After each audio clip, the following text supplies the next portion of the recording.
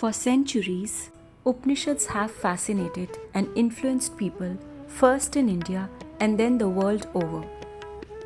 उपनिषद्स हमारे स्क्रिप्चर्स में highest position occupy करते हैं.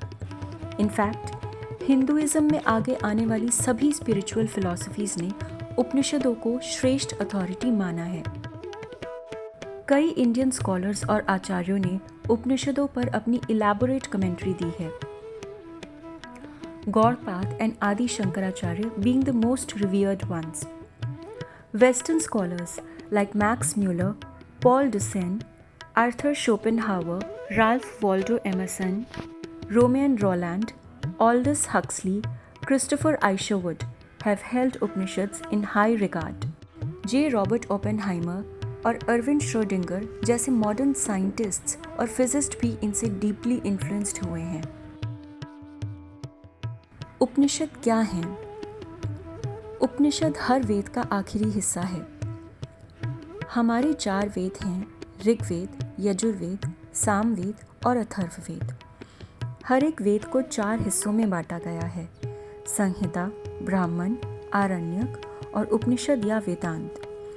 तो इस तरह हर वेद के आखिरी हिस्से को वेदांत या उपनिषद कहते हैं. हर वेद के पहले दोनों हिस्सों यानी संहिता और ब्राह्मण को मिलाकर कर्मकांड कहा जाता है और अगले दोनों हिस्सों यानी आरण्यक और उपनिषद को मिलाकर ज्ञान कांड कहा जाता है. जैसा कि हम जानते हैं, वेद ऋषि मुनियों को ध्यान में प्राप्त हुआ ज्ञान है और इन्हें श्रुति भी कहते हैं.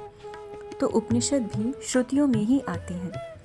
उपनिषद कब कंपोज हुए, इसमें स्कॉलर्स का एकमत नहीं है.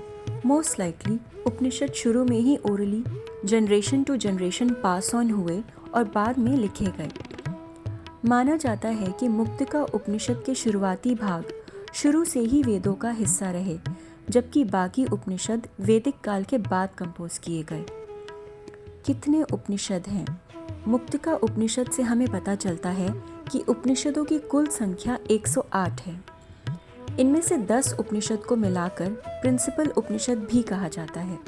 ये 10 प्रिंसिपल उपनिषद कुछ इस तरह हैं: ईशा उपनिषद यजुर्वेद से, केन उपनिषद सामवेद से, कठ उपनिषद यजुर्वेद से, प्रश्न उपनिषद अथर्ववेद, मुंडक उपनिषद अथर्ववेद, मांडुक्य उपनिषद अथर्ववेद, तैत्तिरीय उपनिषद यजुर्वेद, ऐतरेय उपनिषद ऋग्वेद, छांदोग्य उपनिषद सामवेद, बृहदारण्यक उपनिषद यजुर्वेद. जहाँ कर्मकांड लेंदी और कॉम्प्रिहेंसिव हैं, वहीं उपनिषद रिलेटिवली शॉर्ट हैं. फॉर एग्जाम्पल, सबसे शॉर्ट उपनिषद मांडुक्य में केवल 12 श्लोक हैं और ईशा उपनिषद में 18 श्लोक हैं. ऑफ कोर्स बाद में इन पर लंबी कमेंट्री लिखी गई हैं. ओवरऑल 108 उपनिषदों को कुछ इस तरह क्लासिफाई किया गया है: प्रिंसिपल उपनिषद, सामान्य उपनिषद, शैव उपनिषद, वैष्णव उपनिषद, शक्त उपनिषद, योग उपनिषद और संन्यास उपनिषद. उपनिषद में क्या है? उपनिषद का अर्थ होता है समीप बैठना, और ये गुरु और शिष्य के बीच के सुंदर संवाद हैं. Just to give a very small glimpse, Upanishad में ब्रह्म, आत्मा, जीव और इनके आपस में रिलेशन के बारे में बताया गया है. ब्रह्म, जो कि एक मूल रेकरिंग कंसेप्ट है, उसे यूनिवर्स में all pervasive, infinite, blissful and all knowledgeable बताया गया है. कैसे इंसान इस अल्टीमेट रियलिटी को जान सकता है, ये भी बताया गया है. उपनिषद also teaches about yoga, karma, meditation and truths about life and death. Bhagavad Gita, Brahma Sutra और उपनिषद मिलकर वेदांत फिलॉसफी की प्रस्थान त्रयी कहलाते हैं. उपनिषदों पर ब्रह्म सूत्र और कुछ हद तक गीता भी आधारित हैं. तो इस तरह कहा जा सकता है कि भारत की पूरी स्पिरिचुअल फिलॉसफीज का ओरिजिन उपनिषद हैं. That light which shines above this heaven, higher than all, higher than everything, in the highest world, beyond which there are no other worlds, that is the same light which is within man.